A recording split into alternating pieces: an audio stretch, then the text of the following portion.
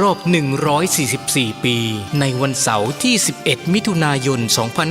2565 นี้มูลนิธิครูบาศรีวิชัยจังหวัดเชียงใหม่ขอเชิญชวนชายไทยผู้เลื่อมใสในพระพุทธศาสนาและศรัทธาครูบาเจ้าศรีวิชัยสมัครอุปสมบทเป็นพระภิกษุจำนวน 9 รูปเป็นเวลา 9 วันเพื่อเป็นสิริมงคลแก่ตนเองและครอบครัวเป็นรุ่นที่ 23 รุ่นเสริมสรรพมงคลอุปสมบทณวัดพระสิงห์วรมหาวิหารแล้วเข้าไปฝึกปฏิบัติวิปัสสนากรรมฐานที่วัดร่ำเปิงตะโปธารามผู้สมัครจะต้องมีอายุ 20 ปีบริบูรณ์ขึ้นไปไม่เกิน 45 ปีไม่เคยอุปสมบทเป็นพระภิกษุมาก่อนต้องเข้าฝึกต้องจำคำขออุปสมบทได้ไม่น้อยกว่า 4 ครั้งและต้องอุปสมบทได้ครบ 9 วันไม่ต้องมีรอยสักที่อาจทำให้เสียภาพลักษณ์ของพระภิกษุสงฆ์ผู้อุปสมบทไม่ต้องเสียค่าใช้จ่ายใดๆแต่อาจจะร่วมบริจาคตามแต่จะมีจิตศรัทธาได้ผู้สนใจสอบถามรายละเอียดและสมัครโดยตรงที่พระครูวินัยธรชัชวาลชวนะปัญโยผู้ช่วยเจ้าอาวาสวัดพระสิงห์วรมหาวิหารโทร 0818828129 หรือที่นายพยูนมีทองคำประธานกรรมการมูลนิธิโทร 0897007939 ตั้งแต่บัดนี้จนถึงวันศุกร์ที่ 13 พฤษภาคม 2565 นี้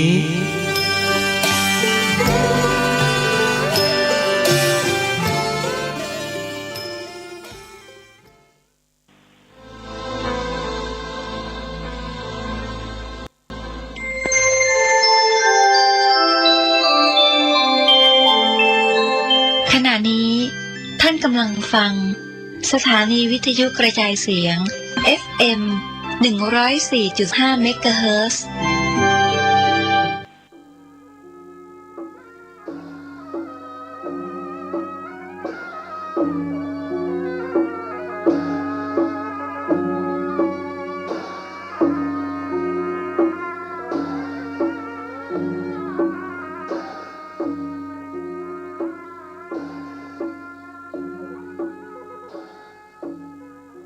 ขอความเจริญในธรรมและความสุขทางใจ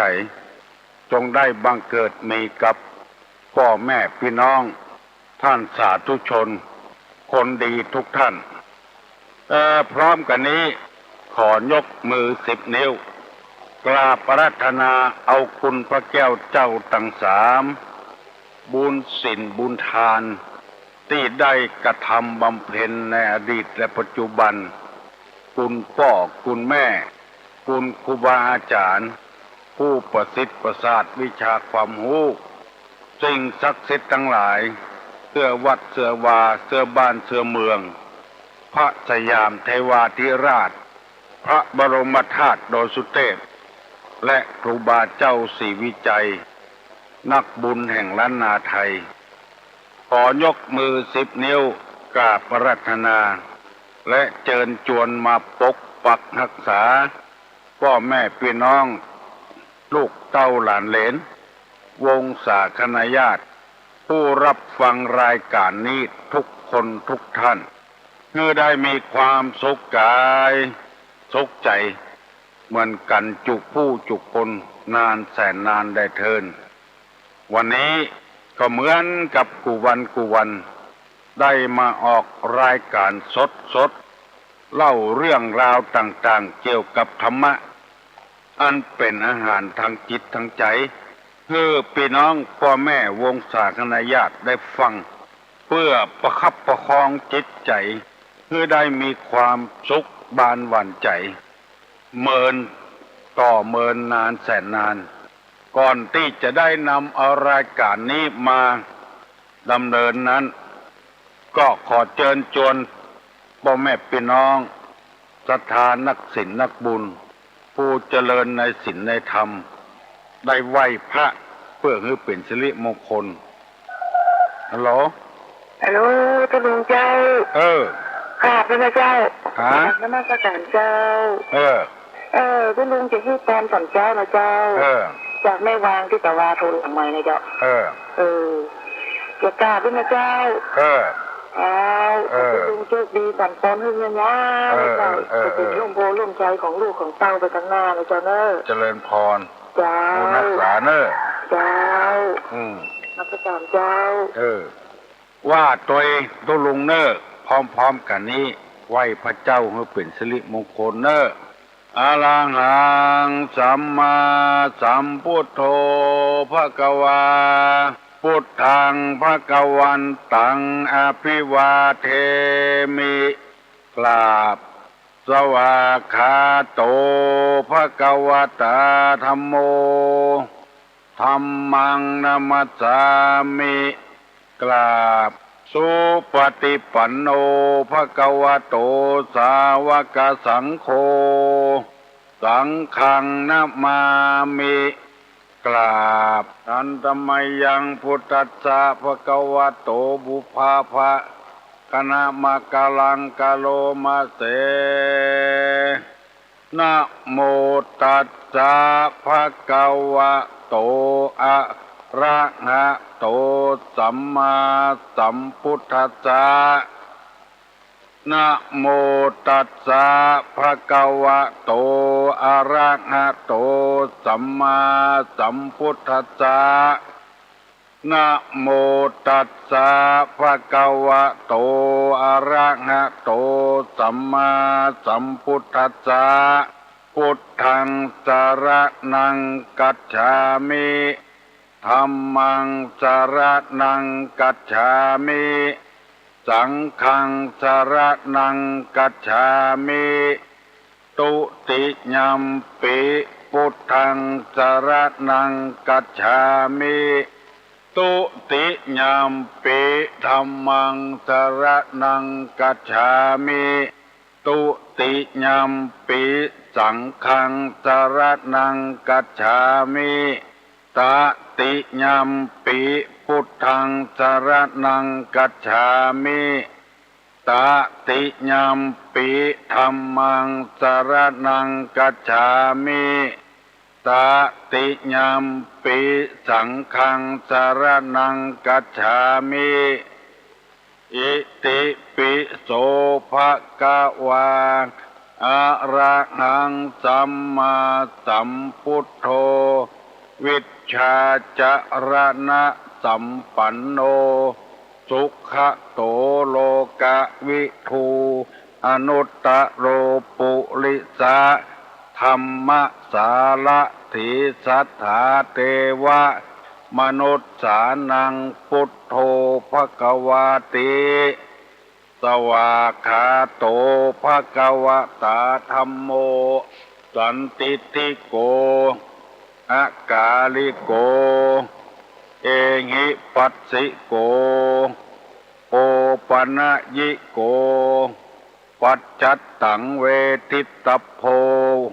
วินโยหิติสุปฏิปันโนภควโตสาวกสังโฆอุจุปฏิปันโนภควโตสาวกสังโฆญาญาปฏิปันโนภควโตสาวกสังโฆสามิจิปฏิปันโนภควโตสาวกสังโฆญาติตังจัตตาลิปุริสะยุคานิอัฏฐปุริสะบุคลาเอสะภควโตสาวกสังโฆอาหุไนโยปาหุไนโยทักขิไนโยอัญจลิกาลนิโยอนุตตลังปุญญเขตังโลกัสสาติกราบหนึ่งกราบสองกราบสาม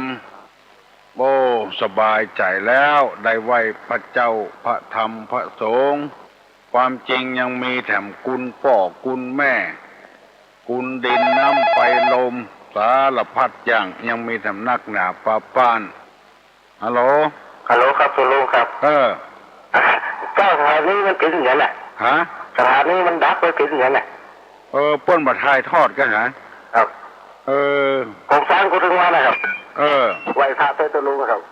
ต้องปุ้นเปิ้นมาถ่ายทอดด้วยกันครับผมอยู่ไกลก็อยู่ที่เก่าในบ้านร่องนะครับบ้านร่องก็เข้าอ่ะครับผม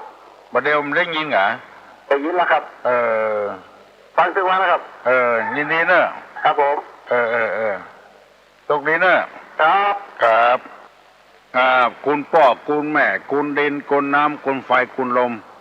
ยังแถมนักอยู่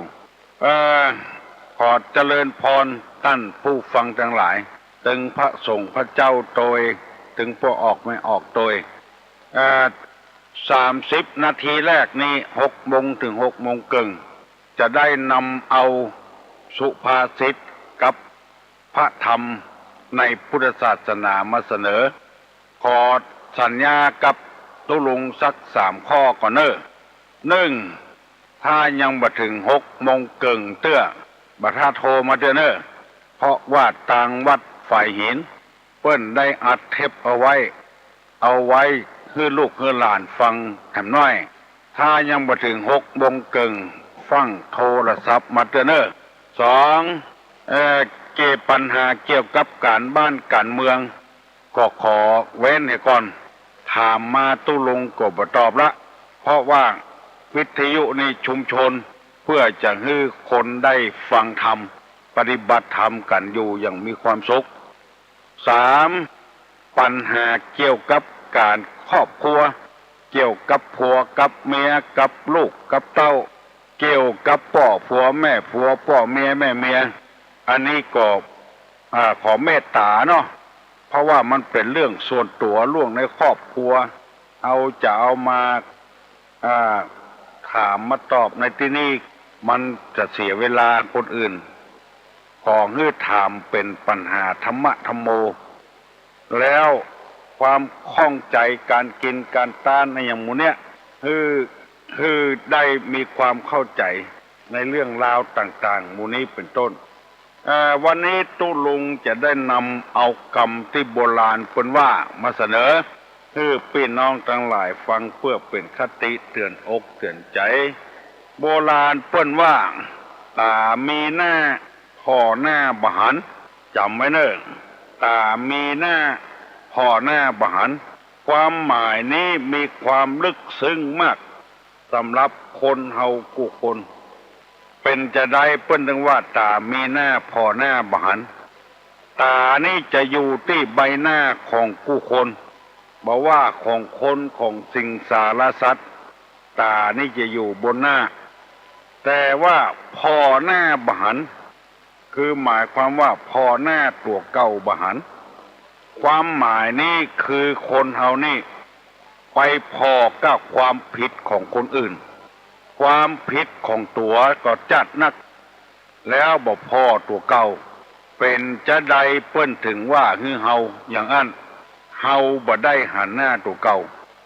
ข้อนี้นั้นเปิ้นแปลงมาว่าคือเฮาพอตัวเก่าเฮาอย่าพ้องเฮามีความผิดที่ไหนเฮามีความบดีที่ไหนเมื่อเฮาพอตัวเก่ามองตัวเก่าแล้วบางทีเฮาอาจจะมีความผิดอยู่พ้องความบดีอยู่พ้องเปิ้นถึงว่าคือเฮาไปพอเปิ้นอย่างเดียวบ่พอตัวเก่ามันจะมืดมิดมันจะบ่ฮู้จักทางแก้ไขตัวเก่าพอตัวเก่า โดยการส่องกระจกบ้านเฮาว่าแงงแว่นพอตัวเก่าอย่าพ้องที่เปิ้นว่าตักน้ำใส่กะโหลกทั้งโงกดูหน้าตัวเองบ้างเฮาจะได้ฮู้ว่าหน้าเฮาเป็นจะใดไปพอเปิ้นมาหน้าบุดหน้าเบี้ยวหน้าบิดหน้าบ่งามบ่ดีในทางพระพุทธศาสนาเปิ้นว่าตนนั่นแหละเป็นที่พึ่งของตนเองติเตียนตนเองได้อันนั้นชื่อว่าจะเป็นคนดีเมาไปกล้าว่าให้คนอื่นติเตียนคนอื่นคนนั้นก็บ่ดีคนนี้ก็บ่ดีและตัวเองบ่พอหน้าตัวเองเพราะว่าตัวเองบ่ดีที่ไหนบ่ได้พอตัวเก่ากรรมโบราณเปิ้นว่าจีตามีหน้าพ พ่อหน้าบหันบ่พ่อตัวเก่ารับไปว่าเฮือเปิ้นตีเปิ้นว่าฟ้อนบ่จ้างปฏิแผ่นดินองค์แผ่นดินเงียงตัวมีความผิดบ่ได้สำนึกตัวเก่าในพระพุทธศาสนานี่สอนให้ตัวเองติตัวเองที่มีกรรมที่ว่าตัวเราเองติเตียนตัวเราเองโดยศีลได้หรือไม่ถ้าตัวเองยังติตัวเองได้โดยศีลขาดศีลขาดธรรมก็ไปฟังว่าคือคนอื่นเด้อว่าคือตัวเก่านักแก้ไขตัวเก่าปรับปรุงตัวเก่าซ้อมตัวเก่าที่ตุลงนำมาเสนอนี้บ่ได้ว่าคือไผคือผู้ตามธรรมในทางพระพุทธศาสนาเมื่อคนเฮาพ่อหน้าตัวเก่าติเตียนตัวเก่าโดยศีลแล้วถ้าติบ่ได้แล้วก็เอาไปว่าคือคนอื่นได้ถ้ายังติได้อยู่คัดข้องอยู่กับเหมือนกับสินค้าที่มันบ่ดีเอาไปขายให้เพิ่นเอาไปใจก็บ่ได้ผลตัวเองยังบ่ดีพอเด้อรับไปว่าคือคนอื่นมันก็บ่ได้ผลเพราะฉะนั้นจึงขอฝากคติธรรมนี้ไว้ให้แก่พี่น้องลูกเต้าหลานเหลนวงศาคณาญาติปัญหาที่ถามมาคนที่ถามปัญหามานั้นมันมีเหตุอยู่5 อย่าง1ถามเพราะบ่รู้เพราะหลงเพราะลืมอันนี้ก็ถามมาเถอะ เพราะบ่รู้แต่น่ะบ่ได้เรียนบ่ได้ฟังถ้าทะลิถามมาอย่างอันฟังแล้วมันบ่ได้สาระประโยชน์ว่าด้วยเหตุแห่งการทำปัญหา1ถามเพราะบ่รู้เพราะหลงเพราะลืมอันนี้ถามมาได้2เพราะมีความปรารถนาบางอย่างเพราะมีความปรารถนาชั่วครอบงำอันนี้บางคนก็ถามมาเป็นอย่างนี้เพราะความชั่วเขาครอบงำเลยถามปัญหามาบ่ได้สาระบ่ได้ประโยชน์อันใดถามจะว่าคือคนอื่นแล้วยกย่องตัวเองเป็นต้นเพิ่นบอกว่าถามเพราะมีความปรารถนาชั่วเขาครอบงำแล้วไปถามคนอื่นให้คนอื่นแก้แล้วตัวจะชอบใจม่วนใจนำใจอันนี้ก็บ่ดี3ถามเพราะดูหมิ่นดูแคลนคนอื่นยกย่องตัวเก่าก็บ่ดี4ถามเพราะประสงค์จะรู้อันนี้ดีมากขอเงื่อถามมาอย่างนี้5ถามเพราะต้องการตอบเพื่อคนอื่นตอบบ่ถูกเอากรรมสูงเอากรรมอย่างพี่เบามาตอบแล้วตอบบ่ถูกอันนี้ก็บ่ดีเท่าใดเพราะฉะนั้นปัญหาต่างๆที่ถามมานั้นจะอยู่ลักษณะหมู่นี้เป็นต้นเพิ่นจะได้อัดเอาไว้อัดเสียงตัวลงไว้ถ้าว่าโทรศัพท์มาโดยนี่มันจะบ่รู้เรื่องมันแบบปฏิติดประต่อกันคนเอานั้นมีกรรมอู้เป็นสื่อกลางบอกว่าไผสักคนนอกจากคนเป็นอ้างเป็นอ้าตอนเมื่อมีกรรมอู้เป็นสื่อกลางจะฮือฮักกันจะฮือชอบกันจะฮือจังกันก็อยู่ที่การอู้กันจาเพราะฉะนั้นการอู้กันจานี้เป็นสุภาษิตบางครั้งก็เป็นทุภาษิตกรรมที่เป็นสุภาษิตนี่คนที่หูจักใจกำอู้นี่จะมีลักษณะอยู่5 อย่างฟังเนอะตัวลุงจะเล่าให้ฟัง1วาจาที่กล่าวถูกตามกาล2วาจาที่กล่าวเป็นสัจจะ3วาจาที่กล่าวอ่อนหวาน4วาจาที่กล่าวประกอบด้วยประโยชน์5วาจาที่กล่าวโดยเมตตาจิต5ข้อนี้เปิ้นฮ้องกันว่าสุภาษิต จะได้ขอเมตตาเวลาอธิบายให้พี่น้องทั้งหลายฟังว่าหนึ่งวาจาที่กล่าวถูกการคือถูกตามเวลากาละเวลาใดดีพูดเวลาใดบ่ดีพูดเมื่อเอาหูจักกาละเวลาจะเอามาอู้แล้วอันนั้นน่ะถูกต้องละเป็นสุภาษิตวาจาที่ถูกต้องสมมติว่ากินข้าวด้วยกันอู้ไปอู้มาบัดใจเวลาที่จะเอาเรื่องนี้มาอู้สมมติว่าขอโทษนะขอโทษเนอะกินข้าวอยู่ไปอู้เรื่องกินเน่าหมาเน่าคนตายอย่างเมื่อเพื่อพิจารณาอย่าก่อนฟังอู้เด้อเวลานี้เวลากินข้าวสุกเมื่อกินข้าวสุกเมื่อเข้านอนจะไปเอามาอู้เรื่องนี้พิจารณาอย่าก่อนมันถูกกับบ่ถูกกัน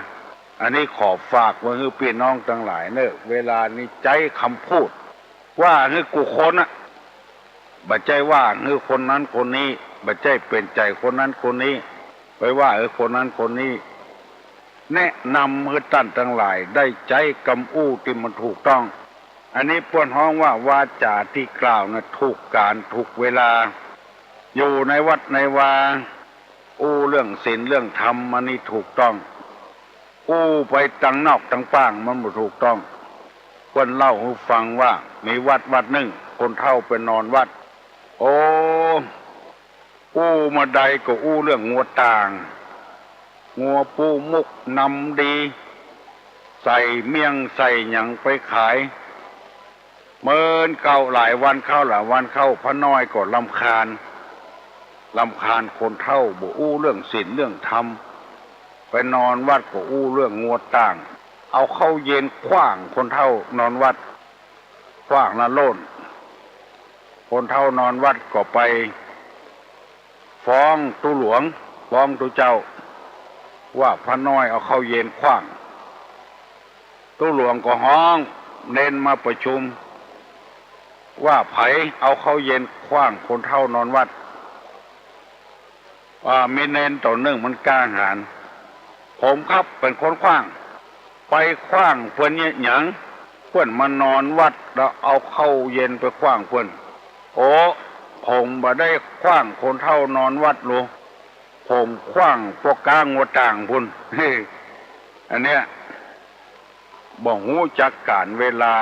ลาอู้โดนพระน้อยขว้างหัวสองวาจาที่กล่าวเป็นสัตย์อู้ซื่ออู้สัตย์บ่โกหกพกลมจะอู้อันใดก็เฮือมันสัตย์ทันจริงตีว่าเป็นจะเป็นนะที่คนโบราณเพิ่นว่าอู้เฮือเป็นจะเป็นนะพงกาหมายความว่าเป็นแน่เป็นจริงแต่ไปโกหกพกลม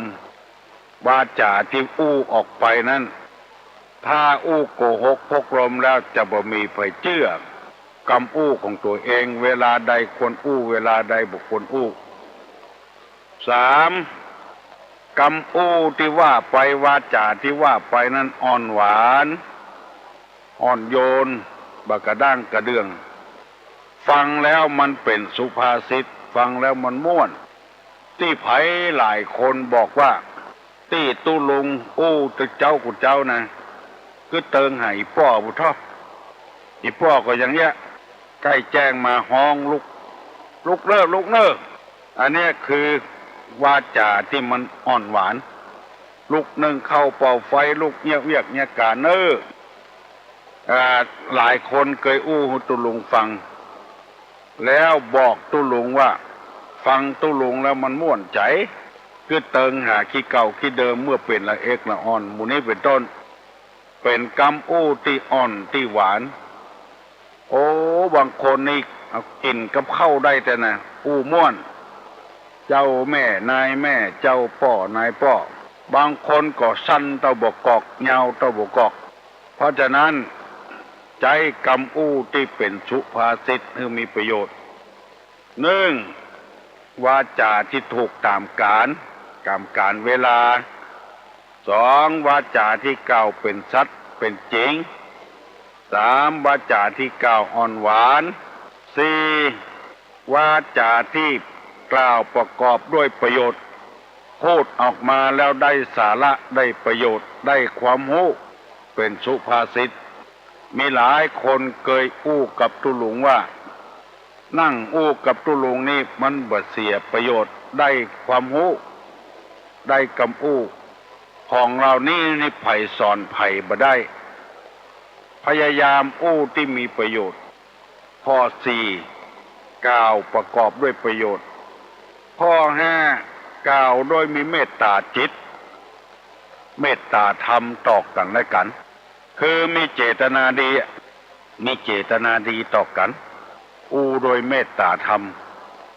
ตุลุงออกมาอู้กูเจ้านี่1 ชั่วโมง 60 นาทีก็ประกอบด้วยเมตตาธรรมพ่องทำตามหน้าที่ของตนเองพ่อง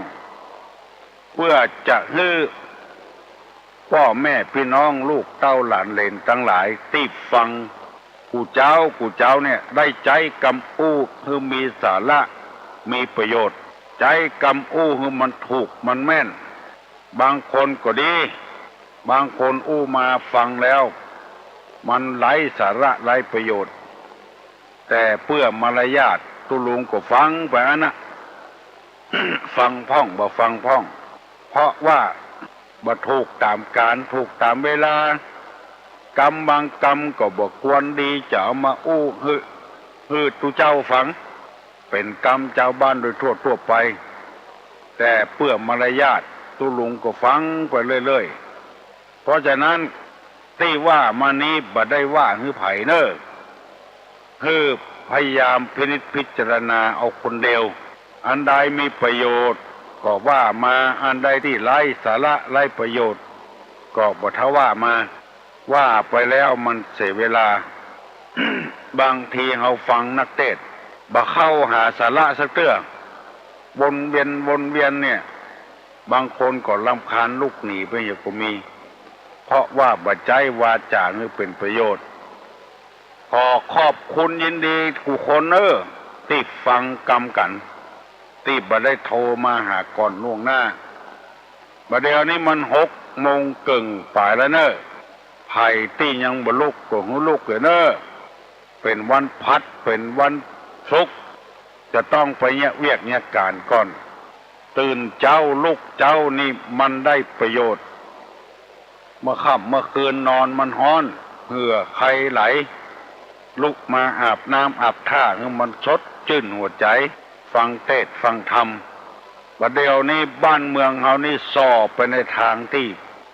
โล่งอกโล่งใจนะไปต่างใดก็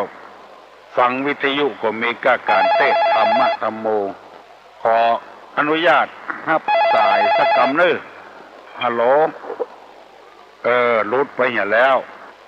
121-058 โทรมาทำไมบัดเดี๋ยวนี้มัน6 โมงครึ่งป่ายแล้วลูกลูกหลานเลยเตรียมเนื้อเตรียมตัวอาบน้ำอาบท่าแต่งเนื้อแต่งตัวไปโรงเรียนลูกหนึ่งเข้าเป่าไฟไปกาดไปลีไปกาดเจ้าก็ได้ของดีน้อยฮัลโหลสวัสดีเจ้าทุกโอ้อันกะน้องพิมพ์กะเจ้าน้องพิมพ์เนี่ยอย่างอ่ะจะถามคำถามที่ทุลุงถามนะจี้เจ้าถามว่าใหญ่จะตอบเจ้าตอบการใช้คำอู้เนี่ยเจ้าสุภาษิตเนี่ยเจ้าน้องพิมพ์จำได้กะเจ้านึ่งว่าอย่างไรวาจาที่กล่าวเป็นเวลาถูกตามการเวลา2วาจาที่กล่าวเป็นศักดิ์ศรีเป็นสัจจะไม่ใช่ศักดิ์ศรีเจ้าความจริง3วาจาที่กล่าวอ่อนหวานถูก4วาจาที่กล่าวประกอบด้วยประโยชน์เก่ง5วาจาที่กล่าวเมตตาด้วยเมตตาจิตด้วยเมตตาจิตน้องพิมพ์จดไว้เจ้ เจ้า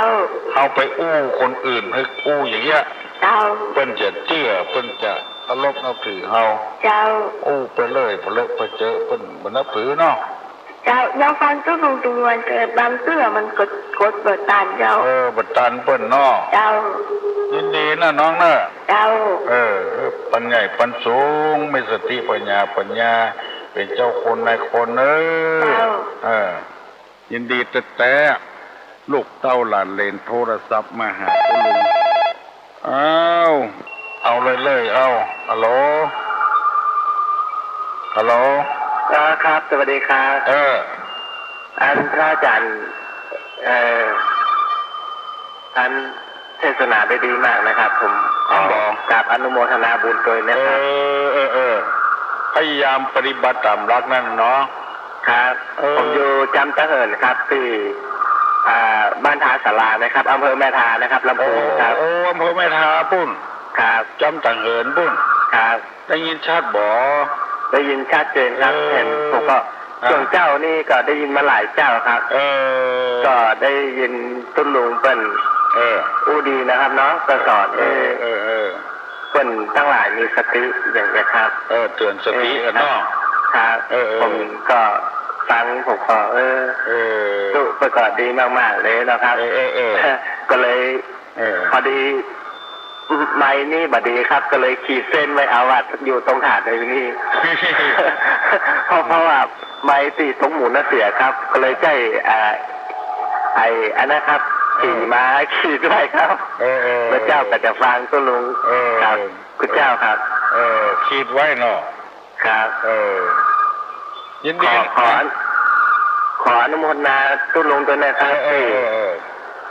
การแนะนำให้เปิ่นเกิดประโยชน์นะครับผมก็จะฟังคำตุ้ลุงนะครับแล้วก็จะนำสิ่งที่ตุ้ลุงได้บอกได้กล่าวมาปฏิบัติครับครับยินดีนะครับผมบุญนักษาเนี่ยครับผมกราบนมัสการนะครับเจริญพรดีมากฮัลโหลครับตุ้ลุงครับได้วันนี้ตอบปัญหาว่าน้องพิมพ์ตอบไปนะครับตอบไปแล้วว่าจ้าอ่อนหวานอย่างไรครับจำได้กูกำก่อนครับแต่ว่าน้องพิมพ์ตอบไปอย่างก่อนเนาะครับอยู่ไกลก็นี่อยู่ไกลก็อยู่ไหนอยู่บ้านล่องครับล่องหัวเข้าครับผมอันจะเก่าแน่เนาะครับวันที่20ถึงวัน26เนาะครับผมมีปอยหลงเนาะครับผมปอยหลงจะลองวิหารลองกองเข้าครับยินดีนะไอ้เนอะครับผมบัดตันละอ่อนสักคำเนาะโชคดีเนอะโชคดีเนอะคือเฮาอู้กันซื่อๆนี่มันเป็นหน้าที่ที่จะต้องเทศนาธรรมโปรดญาติโปรดโยมทั้งหลายเพื่อให้มีความเข้าอกเข้าใจอู้กันลงทรงกันป้อระหว่างผัวเมียกับพ่อแม่ลูกเต้าหลานเหลนอยู่ในวัดเยาวาอยู่ในบ้านในจองก้าวกรรมพรุษวาสแท้แต่กันนี้มันบ่ม่วนฟังแล้วมันบ่ม่วนโหฮัลโหลครับธรรมสการครับเจริญพรตุหลันตุประสังครับผมประสังมั้งเหรอครับผมเป็นผู้เจ้าแหละครับผมอยู่วัดอย่างน่ะฟังตั้งแต่เป็นละอ่อนแล้วครับพระนอนม่อนจางครับปุ้งอะครับผมตำบลอย่างน่ะบ้านแรงตำบลมะกอกครับตำบลมะกอกได้ยินนั่นเสียงมันหอนลงไปนะครับเนาะรีวิทยุหน่อยไงอันตอนนี้ผมก่อนเปิดเสียงตามสายครับอันบอกครับผมเพิ่งฟังกันนักก็ตำบ้านน่าจะนักอยู่ครับอันบัดนี้ก็อันให้บอกอันคนที่โทรเข้ามานะครับเนาะอันที่วิทยุรีวิทยุเนาะครับเสียงมันก้องลงไปเนาะฟังแล้วก็แสบแก้วหูเหมือนกันครับเปิดเสียงตามสายครับผมไม่จะบ้านฟังแหละครับผมเปิดในวัดนะครับแต่ก็คงจะได้ยินออกไปข้างนอกอยู่บ่ฮือเป็นดังแก่เนาะอันส่วนมากเลยเนาะที่เปิดมือสอบก็มีนะครับผมมีป่ะ โดยสวนมากก็เจอที่เช่าครับได้ยินมาก็เขาท่าคำสอนทุกอย่างนะครับมันเข้าท่าแบบบะเก่าแบบเดิมให้ฟังจัดเมื่อครับได้คือเตือนหาตรงที่ตุลุงสบายนะครับตอนนี้สบายดีแล้วเนาะก็พอใจได้นะพอใจได้เป็นอย่างมาทั้งวันเนาะครับผมมันเป็นหน้าที่ของตุลุงละครับจะต้องทำอายุคนนักละเนี่ยการอย่างก็ได้แล้วโลกหน้าที่ถึงวันนี้ก็คือเลขาทำเนี่ยเอาก็ออกอากาศเสียอากาศเนาะครับผมจะเป็นที่พึ่งให้กับลูกกับหลานต่อไปครับจะพยายามเนาะครับผมครับขอบคุณนะครับครับโชคดีนะครับครับผมครับยินดีเนอะทุกเจ้าทั้งปัดสร้างคุณแห่งซ้ำยินดีกับผู้คนฮัลโหลการนมัสการท่านลุงเจ้าโทรมาจากหางดงเจ้าหางดงมั้งกะเจ้าวันนี้ตุลุงมาไอเนาะวันนี้มาไอวันนั้นอินดูตุลุงเลยเลยไปโทรวันนั้นน่ะเจ้าอยากจะถามปัญหาน้องป๊อบน้องแอมอย่างนั้นนะถามปัญหาน้องป๊อบน้องแอมน้องบิวเจ้าน้องพิมพ์เนาะเจ้าสมัยพุทธกาลน้องพุทธเจ้าแล้วเจ้าที่นอนถามปัญหากาเจ้าสมัยพระพุทธการเจ้าพุทธเจ้าแล้วจ้ะจะถามไม่ใหญ่ที่นอนถามปัญหากาว่าอะไรใหญ่กว่าความใหญ่ทั้งปวงอะไรใหญ่กว่าความใหญ่ทั้งปวงอะไรเจ้าใหญ่กว่าความใหญ่ทั้งปวงเจ้าทั้งหลายทั้งปวงทั้งหลายทั้งปวงจะเอาวันละข้อวันละไว้ให้คนอื่นข้างนอกเจ้าบ้านไหนนี่ประมากข้างนอกประมากเจ้าห่างโรงเนาะเจ้าประมากคนอะไรเนาะฮะคนอะไรเจ้าคนอะไรอยู่ห้องยาอยู่เจ้าประสาทคุณเจ้าอยู่ประสาทเจ้าเป็นประสาทเห็นละเจ้าอันตุลุงเจ้าวันที่14จะไปพระบาทสีหอยวันการตุลุงอยู่วัดนอกวันการเจ้าวันการวันพัดวันเสาร์วันอาทิตย์อยู่เจ้าอันจะแปนที่เปิ่นไปตานเตียนจนกันไปตานจะแปนมาเว่นะเจ้าวันการจับวันตุลุงก็จะไปพระวัดเหมือนกันนะเนี่ยตุลุงถ้าได้ยินนั้นที่เปิ่นได้ใบกุศลเปิ่นว่าแต่งหารเรื่อง10 ล้านเจ้าดิข้าหาร40แต่ว่าเจ้า40 กว่าล้านไปพอได้เหมือนจะอยู่บนดอยอยู่บนฟ้าบนเมฆคุณอ่ะอันตุลุงเจ้ามืดตุลุงเจ้าบัดเดี๋ยวต่างดีแล้วเจ้าคนต่างดีคนลาดแล้วเจ้าเป็น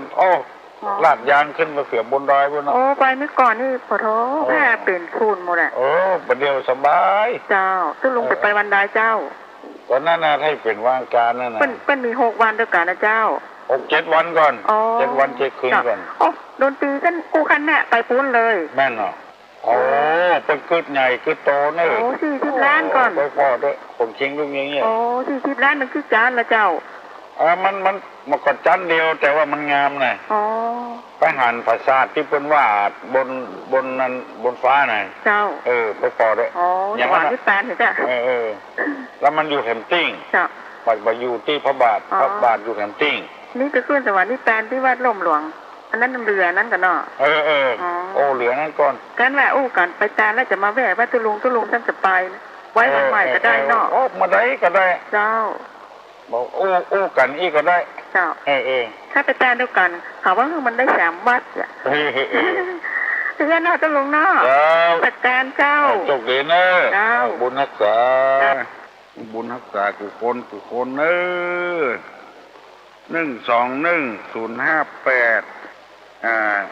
ดีอกดีใจพระบาทสีหอยเพิ่นมีวันงาน7 วัน 7 คืนก่อน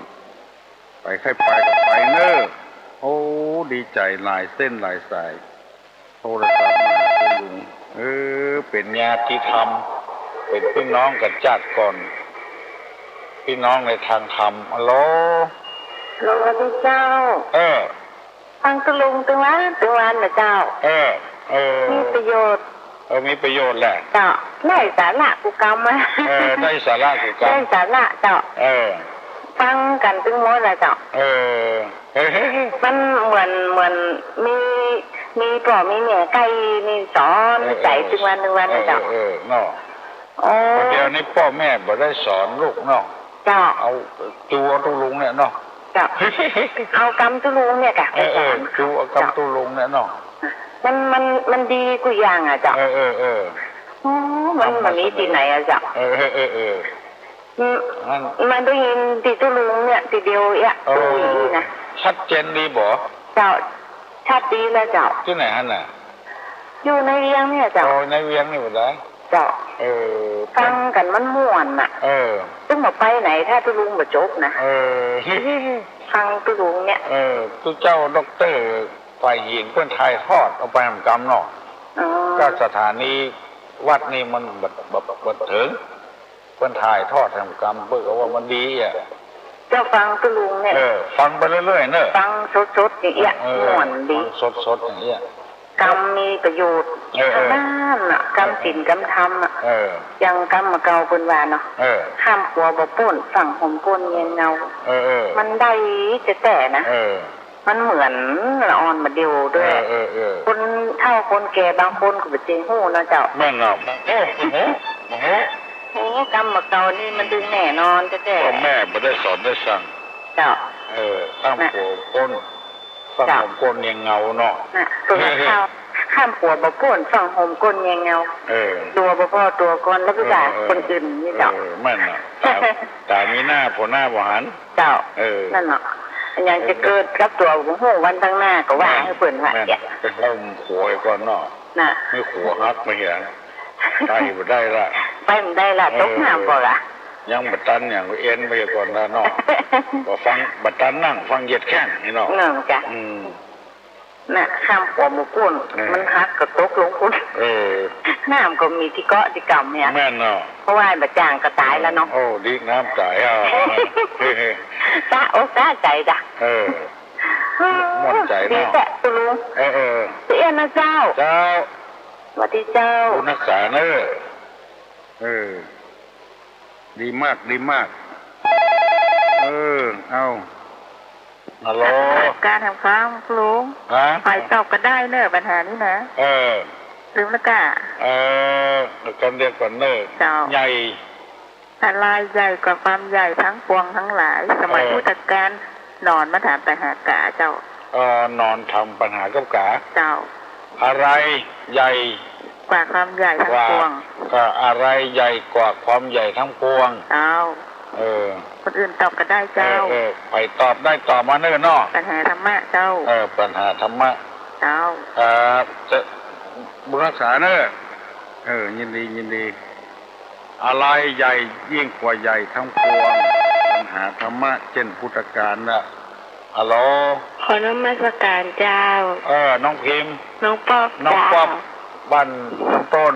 เจ้าตอบเหรอเจ้าตอบไว้ไหนความดีมันก็เจ้าความดี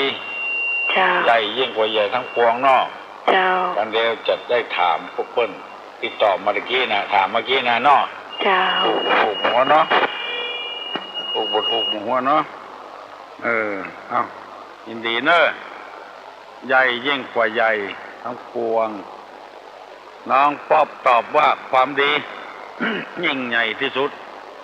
และเจ้าของปัญหาจะตอบว่าได้หมูเนาะแล้วใครจะตอบแถมเพื่อนว่าน้องอามน้อง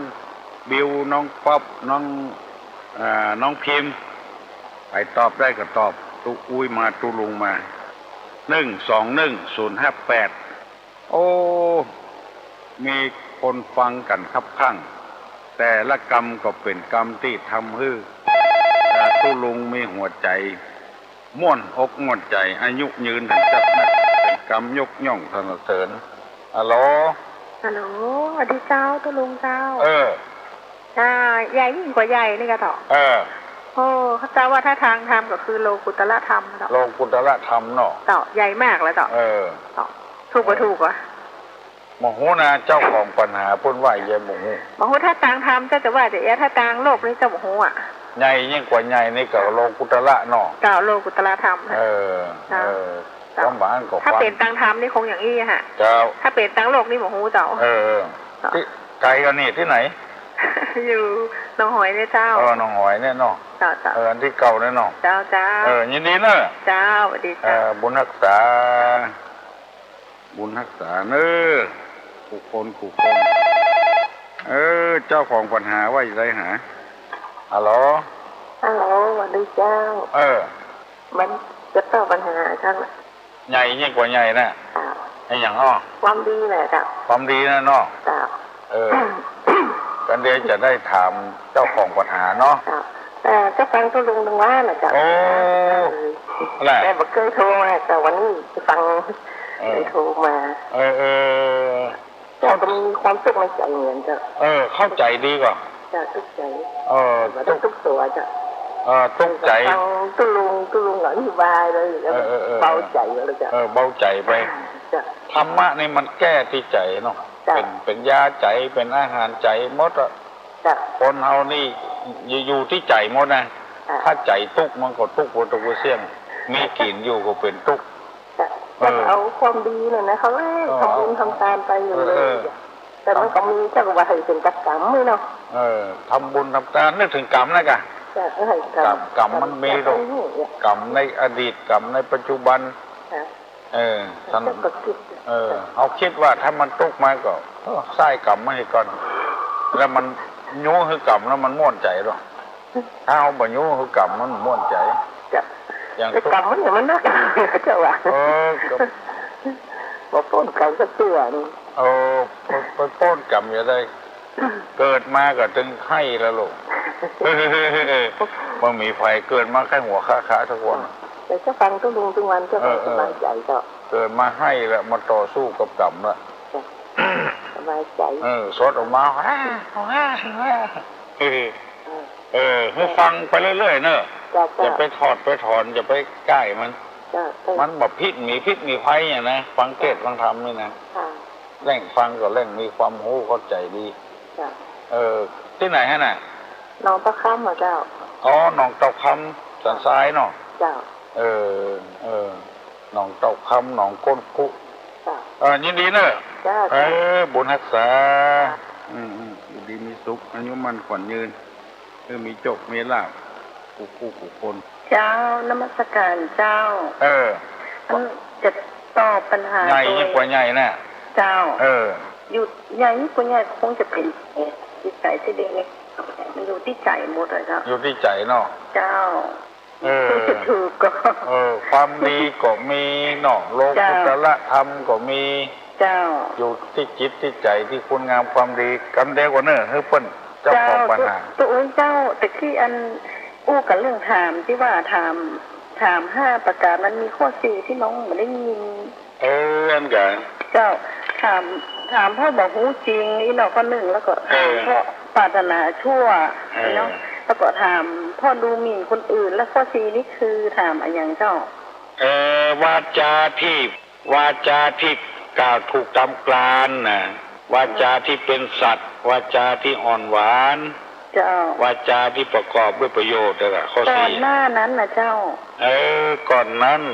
คำถามเจ้าแต่นอกก่อนหน้านั้นอันตึงหลังนี้ได้เจ้าจำอยู่ว่าจะคำถามพ่อให้งูตามปัญหาอย่างมั้งก็เจ้าถามพ่อบอกงูหนึ่งพ่อบอกงูพ่อปรารถนาชั่วเนาะแล้วถามพ่อดูหมิ่นคนอื่นแล้วก็ถามพ่อว่าต้องการให้คนอื่นตอบมาถูกแล้วมันมีแถมข้อนึงอะเจ้ามันมีอย่างอี้นะเจ้าถามเพราะว่าบักงูเนาะเจ้า2ถามเพราะมีความปรารถนาความชั่วข้อครอบงำเจ้า3ถามเพราะดูหมิ่นเจ้า4ถามเพราะประสงค์จะงูประสงค์จะงูใครหูเราถึงถามเจ้าถามเพราะต้องการให้คนอื่นตอบถูกให้ถูกเมื่อเขาตอบปัญหาไม่ถูกเนาะเจ้าเป็นงงเนาะเจ้าเป็นงงเนี่ยเจ้านี้ได้ละเจ้าได้ละเจ้ากราบขอบคุณทุกเจ้าราชการเจ้าบุญรักษาดีมีสุขอายุมันขวัญยืนฮัลโหลต้นตอบ ว่าตอบอ่ะตอบว่าอย่าง ตอบทางธรรมเจ้าขอตอบทางโลกเจ้าขอตอบทั้งโลกว่าไงทางโลกร่องใหญ่กว่าคนเจ้าร่องใหญ่กว่าคนเจ้าล่มลงศพใหญ่กว่าคนลงศพใหญ่กว่าคนอันนี้มันเป็นปริศนาธรรมว่ะไม่ใช่ว่าไม่ใช่ทั้งโลกเพิ่นถามว่าเป็นปริศนาธรรมไม่ใช่ลงศพฮัลโหลไว้สาตุลุงเนอะเป็นน้องแม่แจมด็อกปิ้งตุลุงฮะเป็นน้องแม่แจมมันด็อกปิ้งวันนี้ด็อกปิ้งอ่ะมันตอนโอ้เราต้องแม่แจมมันน่ะตุลุง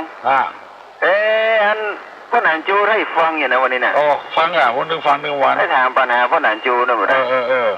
ถ้าพ่อหนานจูได้ยินก็ตอบมาตังตุลุงกับเนอะกูตัวได้ไผ่พอประหารป่าตัวมันไผ่หานก็ใครเป็นอันนี้ตุลุงได้เลยน่ะตุลุงเคยตอบมาก่อนละนันแดงอย่างครับตุลุงเคยได้นันแดงมันกลางอย่างครับผมจำเสียงได้ลุงนะจำเสียงแกจำเสียงด้วยรับตาพ่อหันหน้าเลยบังไปแว่ครับผมครับแล้วไปเดินฟังไปเดินตุลุงออกรถแดงอยู่หรอครับผม1อุตัวใดไผ่พ่อประหารครับ2ป่าตัวใดป่าตัวมันกะป่าตัวมันไผ่หานก็ใครเป้งอันนี้ตุลุงเคยตอบมาก่อนจู้จะโบกจับใจถูกต้องอันนี้พ่อหนานจูเนี่ยมันฟังนั่งฟังครับเดี๋ยวเนี่ยนั่งฟังกันนั่งฟังวันเชียงยืนน่ะไว้สายตุลุงนะครับโชคดีนะหนานครับผมสวัสดีครับสวัสดีครับพ่อหนานจูตอบมา7 โมงละอันเดียวตุลุงจะได้ไปพระตุเจ้า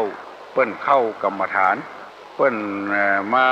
ปฏิบัติธรรมที่วัดดอยน้อยแม่สาพ่อหนานจูได้ยินเหรอฮะอุตัวใดไผ่พ่อประหารป่าตัวใดไผ่ก็ให้ปิ้งไอ้อย่างลืมไปละก็ว่าไผ่ตอบได้ตอบมากันเดี๋ยวตุลุงจะไปละกาใหญ่ยิ่งกว่าใหญ่นั้นก็มีไผ่ตอบสักคนเด้อเอาละไว้วันหน้าก็นอกมันมีไผ่ตอบยังมามาอู้มาฮัลโหลนมัสการเจ้าตุลุงตอบปัญหาเจ้าตอบปัญหาไว้ไหนแต่ว่าโลตละก็จะมาแก้ของอันลุงจูนะเจ้าแต่ว่าจิตก็เจ้าใหญ่กว่าเนาะเจ้าสติปัญญาเจ้าของปัญหาดักปิ้งนะบัดตอบว่าใหญ่นั่นก็เจ้าว่ามันเปิ้นถามไม่ใช่คำถามตุลุงใครเจ้ากันเดียวมือเปิ้นตอบดีกว่าเนาะเจ้ากี้ก็โทรมามาใช่เจ้าอันนี้ใหม่เจ้าอันนี้ใหม่เจ้าบอกเคยโทรกันเตี้ยนะเจ้าที่ไหนอยู่ดันใจเจ้าดันใจประแดดนะเจ้าพุ่นเหรอเจ้าใจประแดดพุ่นก่อนฟังชัดเลยชัดดีเจ้ายินดีเนอะเจ้าบุญรักษาเจ้าสวัสดีพ่อหนานจูก่อนแล้วเจ้าของปัญหาใหญ่ยิ่งกว่าใหญ่นั้นก็ตอบมาพ่อหนานจูตอบได้ก็ตอบมาถ้าไผ่บัดตอบบอกว่าจะได้ตุลุงกดอย่างนี้ย่างให้ก่อนนะเอาว่าทำกรรมฮัลโหล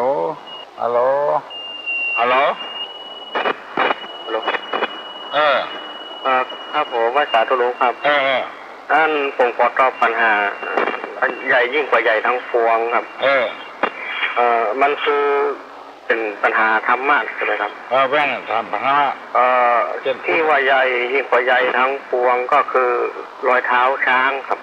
รอยเท้าช้างครับรอยตีนช้างนะครับมันไม่ใช่ธรรมะนะมันเหมือนครับอริยสัจสี่นะครับที่ว่าสวมธรรมะไว้นั่นนะครับถ้าอย่างนี้ตุลุงตอบว่าโลกธรรมครอบงำสัตว์โลกเลยนะลาบยศสรรเสริญสุขครอบงำคนประเดี๋ยวนี้โลกธรรมแปดนะครับนั่งอยู่วันสนามหลวงก็โลกธรรมนะมีลาบเติมลาบเนาะครับอันใดผมว่าเนาะครับโอ้ไปตาครับจุกดีเนอะจุกดีเอาสุนอ่านกันฮัลโหลครับผมครับคุณลุงครับตอบปัญหาแหละครับตอบปัญหาก็เหมือนกับที่มันว่าตะกี้เนาะลงเป็นละหันนะแล้วก็ยุติใจครับสองอย่างยุติใจเนาะครับแล้วก็ผมขอชมเชยน้องคิงเนี่ยคิงเลยครับ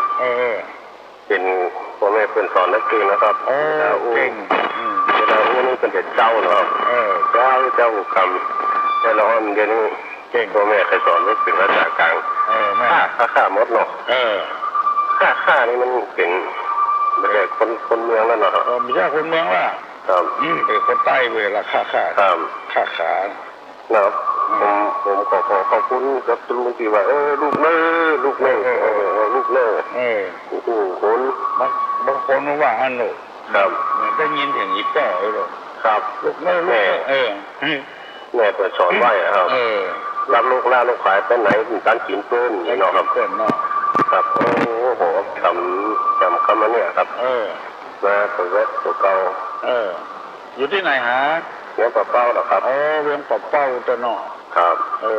ตั้งเป็นวันนะครับครับนี่นะครับลุงครับบุญรักษาเนอะครับพอดีบุญรักษาให้โชคดีทุกคน7 โมงฝ่ายแล้วเนอะขอเงินได้อยู่ดีมีสุขอายุมั่นก่อนยืนหิมากล้าขึ้น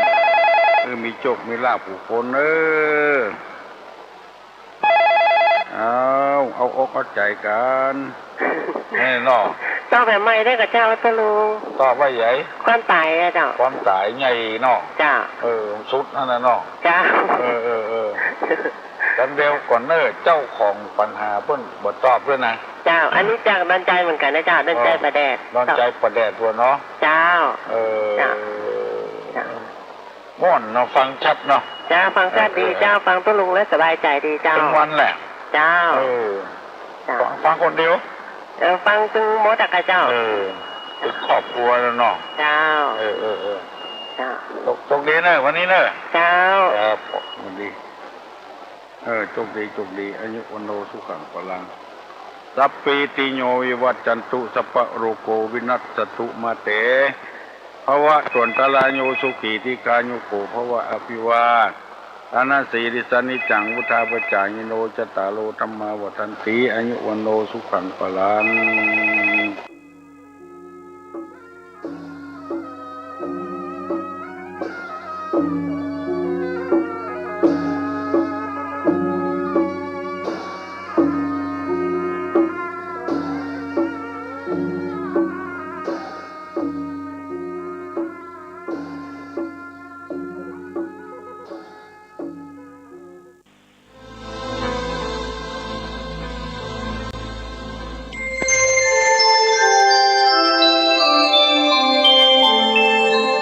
ขณะนี้ท่านกำลังฟังสถานีวิทยุกระจายเสียงพระพุทธศาสนา FM 104.5 เมกะเฮิรตซ์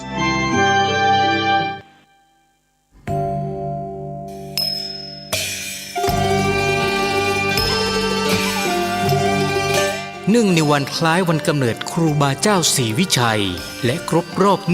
144 ปีในวันเสาร์ที่11 มิถุนายน 2565 นี้มูลนิธิครูบาศรีวิชัยจังหวัดเชียงใหม่ขอเชิญชวนชายไทยผู้เลื่อมใสในพระพุทธศาสนาและศรัทธาครูบาเจ้าศรีวิชัยสมัครอุปสมบทเป็นพระภิกษุจำนวน9 รูปเป็นเวลา9 วันเพื่อเป็นสิริมงคลแก่ตนเองและครอบครัวเป็นรุ่นที่23รุ่นเสริมสรรพมงคลอุปสมบทณวัดพระสิงห์วรมหาวิหารแล้วเข้าไปฝึกปฏิบัติวิปัสสนากรรมฐานที่วัดร่ำเปิงตะโปธารามผู้สมัครจะต้องมีอายุ20 ปีบริบูรณ์ขึ้นไปไม่เกิน45 ปีไม่เคยอุปสมบทเป็นพระภิกษุมาก่อนต้องเข้าฝึกต้องจำคำขออุปสมบทได้ไม่น้อยกว่า4 ครั้งและต้องอุปสมบทได้ครบ9 วันไม่ต้องมีรอยสักที่อาจทำให้เสียภาพลักษณ์ของพระภิกษุสงฆ์ผู้อุปสมบทไม่ต้องเสียค่าใช้จ่ายใดๆแต่อาจจะร่วมบริจาคตามแต่จะมีจิตศรัทธาได้ผู้สนใจสอบถามรายละเอียดและสมัครโดยตรงที่พระครูวินัยธรชัชวาลชวนะปัญโยผู้ช่วยเจ้าอาวาสวัดพระสิงห์วรมหาวิหารโทร 0818828129 หรือที่นายพยูนมีทองคำประธานกรรมการมูลนิธิโทร 0897007939 ตั้งแต่บัดนี้จนถึงวันศุกร์ที่13 พฤษภาคม 2565 นี้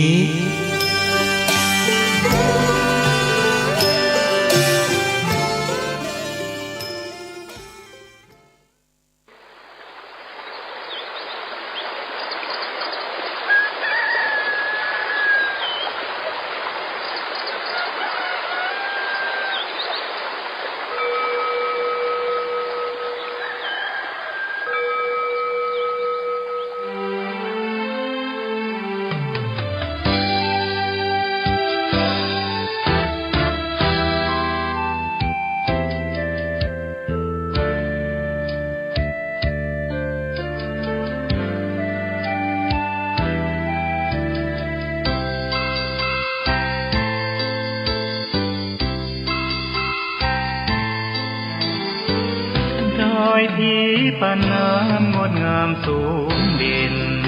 รอยธรรมเทระพระเนตรฝากเสียงผ่านสายลมลอยเชิญชวนศรัทธาร่วมบูรณาวัดป่าดงดอยยอดภูนางแก้วยังคอยทอแสงส่องฟ้าอำไพ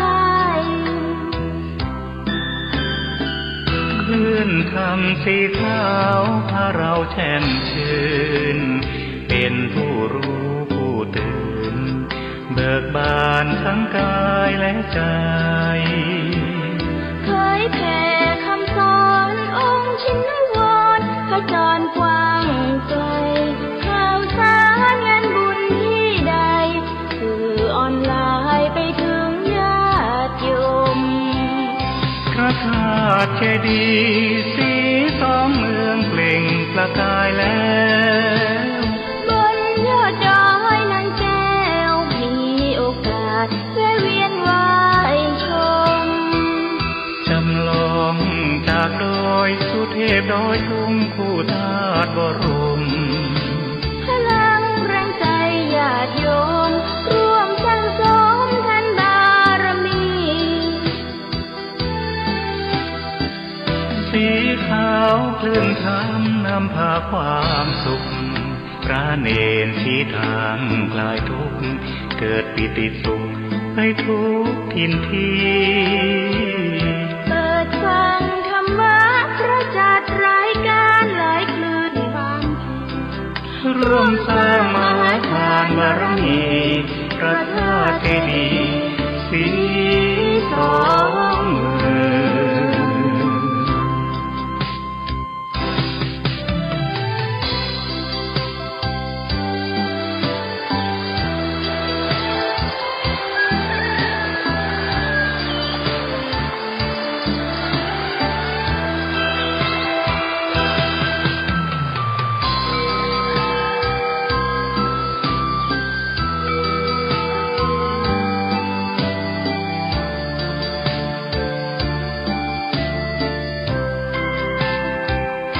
พระธาตุเจดีย์สี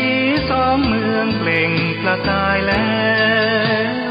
บนยอดดอยนางแก้วมีโอกาสแวะเวียนไหว้ชมจำลองจากดอยสุเทพดอยตุงคู่ธาตุบรมพลังแรงใจญาติโยมร่วมสร้างสมทันบารมีสีขาวคลื่นธรรมนำพาความสุขพระเนรชี้ทางคลายทุกข์เกิดปิติสุขให้ทุกทินทีเปิดฟังธรรมะพระจัดรายการหลายคลื่นความร่วมสร้างมหาทานบารมีพระธาตุเจดีย์